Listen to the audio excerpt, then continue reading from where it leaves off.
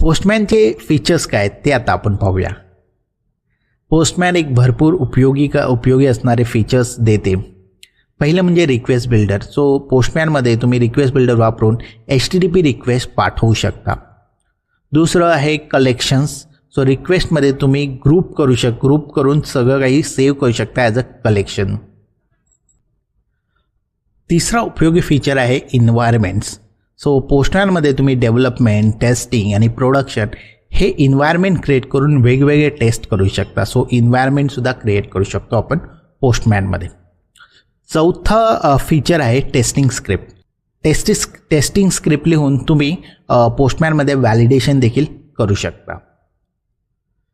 त्यानंतर पाचवं फीचर आहे न्यूमॅन CLI.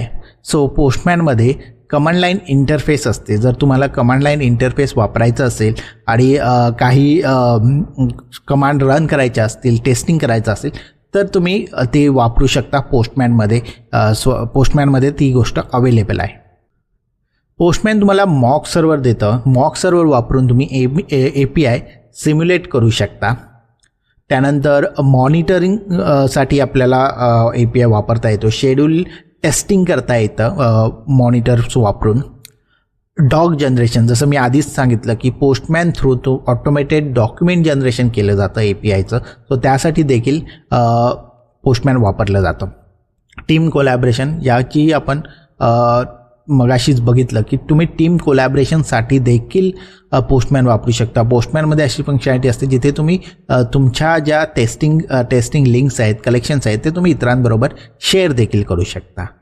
तर अशा वेगवेगळे फीचर्स अवेलेबल आहेत पोस्टमॅनमध्ये. आणि पोस्टमॅनचा सगळ्यात महत्त्वाचा भाग म्हणजे पोस्टमॅन हे इझिली डाउनलोड करून इन्स्टॉल करू शकता किंवा ते वेबमध्ये देखील वापरू शकता.